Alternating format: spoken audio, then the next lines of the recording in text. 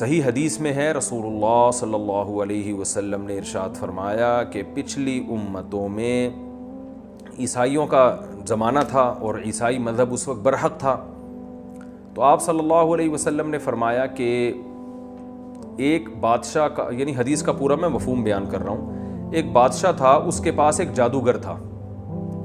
تو یہ بادشاہ لوگوں کو الو بناتے رہتے ہیں نا، جادو وادو دکھا کے لوگوں کو عقیدت رہے۔ تو وہ جادوگر جب بوڑھا ہو گیا تو اس جادوگر نے بادشاہ سے کہا کہ میں مرنے والا ہوں، تو کوئی ایسا نوجوان ہو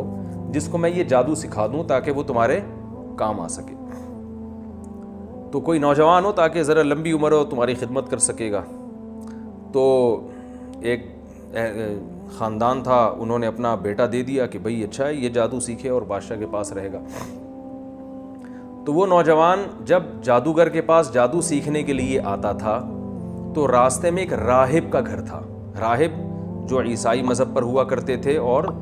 اللہ اللہ کیا کرتے تھے، عبادت کیا کرتے تھے۔ راہب درمیان میں پڑتا، تو یہ نوجوان اس راہب کے پاس جاتا، درمیان میں راہب کے پاس جاتا، راہب اس کو دین کی باتیں بتاتا، توحید کی دعوت دیتا اور بتاتا کہ جادو اچھا کام نہیں ہے، مذہب کی تو یہی دعوت ہے نا۔ اور جب یہ جادوگر کے پاس جاتا تو جادوگر اس کو وہی فلیتے پلیتے اور سنگ دل محبوب، آپ کے قضیے ٹوپی ڈرامے تو جادوگر لے کے چل رہے ہوتے ہیں، اور یہ لے کر آؤ اور مردہ، یہ میں اپنی طرف سے تشریح کر رہا ہوں، حدیث میں اتنی تشریح نہیں ہے، لیکن یہی کرتا ہوگا نا۔ حدیث میں تو بس اتنا ہے کہ جادوگر کے پاس آتا تو راہب کے پاس سے ہوتا ہوا جاتا، اور جاتے ہوئے بھی راہب کے پاس سے، یعنی گھر سے آتے ہوئے بھی راہب کے پاس سے اور واپسی پہ بھی راہب کے، تو راہب کی باتیں زیادہ اس پر اثر کرنے لگیں۔ لیکن وہ جادوگر اس کو یہی فلیتے پلیتے گندی باتیں جو جادوگروں میں ہوتی ہیں اور ہوائی باتیں، تو یہ جو نوجوان تھا نا، اس کو راہب کی باتیں اٹریکٹ کرنے لگی کہ یار اس کی تعلیمات پاکیزہ ہیں، صاف ستھری، خود بھی صاف ستھرا رہتے ہیں، جو مذہبی لوگ ہوتے ہیں نہانا دھونا، جادوگر تو گندے اس میں رہتے ہیں ہر وقت گند میں۔ تو یہ کیا ہوا، یہ مسلمان ہو گیا، یعنی اس وقت عیسائی مذہب اس نے قبول کر لیا جو برحق مذہب تھا۔ راہب کے ہاتھ پہ یہ کیا ہو گیا،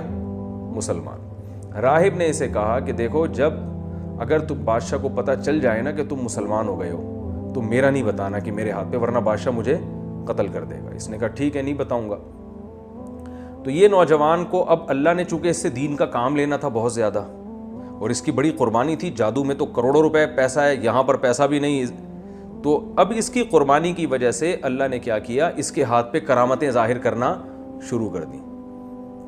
تاکہ لوگ اس کی طرف مائل ہوں اور یہ بتائے کہ یہ جادو نہیں ہے بلکہ یہ کون کر رہا ہے، اللہ کر رہا ہے۔ تو بعض دفعہ اللہ کسی سے کام لے لیتے ہیں بڑا۔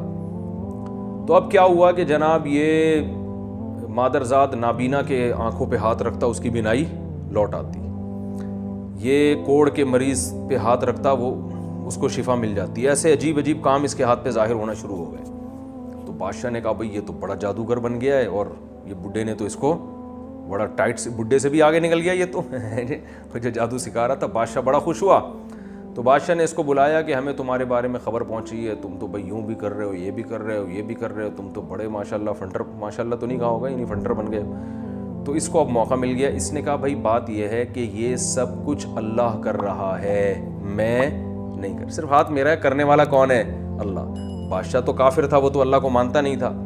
اس کو یہ خطرہ ہوا کہ یہ تو لوگوں کو اللہ کی طرف دعوت دے رہے ہیں، تو لوگ تو اللہ کی قدرت پہ یقین کریں گے، میری دکان کیا ہو جائے گی، بند۔ تو بادشاہ اب اس کو قتل نہیں کرنا چاہتا تھا، کیونکہ بادشاہ کہہ رہا تھا یہ بڑا قیمتی آدمی ہے، اس کے ہاتھ پہ ایسی ایسی چیزیں ظاہر ہو رہی ہیں، اگر یہ میرا بن جائے تو میرے لیے بہت مفید ہو سکتا ہے۔ تو بادشاہ یہ چاہ رہا تھا کہ اس کو ڈرا کے قتل، یعنی ڈرائے، قتل کی دھمکیاں دے تاکہ یہ قتل نہ ہو اور یہ موت کے خوف سے جو ہے نا ایمان چھوڑ دے۔ خیر، اس کو پہلے تو اتنا مارا گیا، اتنا ٹارچر کیا گیا کہ اس نے راہب کا نام بتا دیا کہ میں اس کے ہاتھ میں، ظاہر ہے انسان ایک حد تک مار برداشت کرتا ہے۔ تو راہب کو لایا گیا اور راہب کا سر قلم کر دیا گیا، وہ بیچارہ شہید ہو گیا۔ کتنا مبارک راہب ہوگا جس کا حدیث میں تذکرہ آ رہا ہے۔ تو اور اس کو کیا کیا گیا کہ اس کو بادشاہ نے کہا کہ لوگوں سے کہا اپنے درباریوں سے کہ اس کو لے کے جاؤ پہاڑ پہ اور نیچے کھائی دکھاؤ، اس کو ڈراؤ، ٹھیک ہے نا، اور اس سے کہو کہ یہ عیسائیت چھوڑ دے، نہیں چھوڑتا تو ہم تمہیں یہاں سے گرا کے ہلاک کر دیں گے۔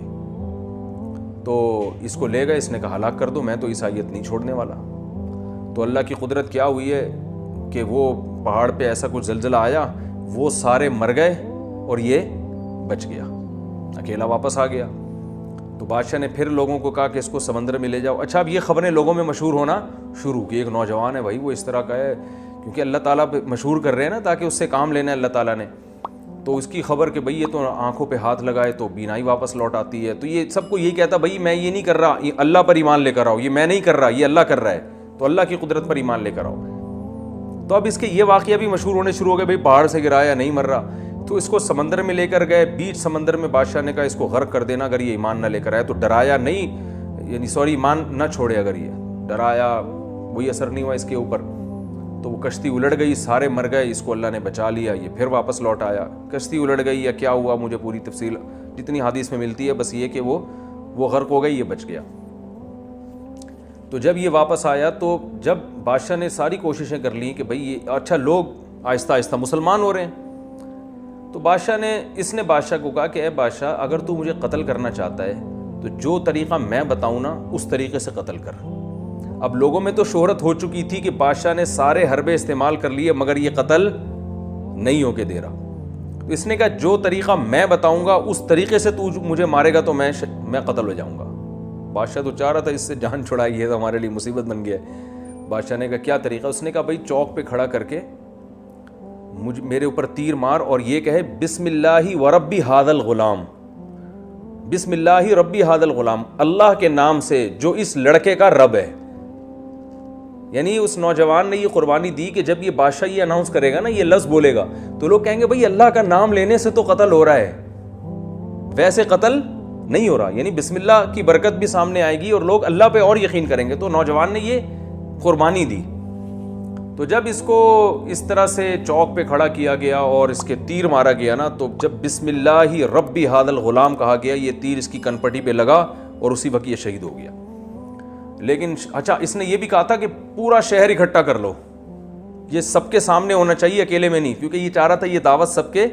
پورے شہر کو پہنچ جائے۔ اور تو جب پورا شہر اکٹھا کر لیا گیا اور اس کے تیر لگائے، یہ جناب گرائے، پورے شہر نے بیک زبان ہو کے کلمہ پڑھنا شروع، سارے مسلمان ہو گئے، جو اس وقت جو عیسائی مذہب برک تھا، سب اللہ کی دعوت، اللہ پر ایمان لے آئے اور بادشاہ کے رب ہونے کی، بادشاہ تو اپنے آپ کو رب کہتا تھا، سارے مسلمان ہو گئے۔ آپ کو پتہ ہے جو حکومتی پٹھو ہوتے ہیں نا، وہ کبھی بھی وہ نہیں ہلتے چاہے کچھ بھی ہو جائے۔ جو بادشاہ کے درباری ہوتے ہیں نا، خاص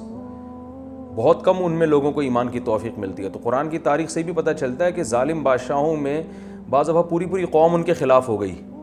لیکن ان کے جو درباری ہیں وہ ان کا ساتھ نہیں چھوڑتے۔ تو ایسا ہی ہوا کہ پوری قوم مسلمان ہو گئی، لیکن جو بادشاہ کے درباری تھے، اس کے خاص لوگ تھے جو ہر وقت بادشاہ کے ساتھ رہتے تھے، وہ بادشاہ کے ساتھ تھے، تو بادشاہ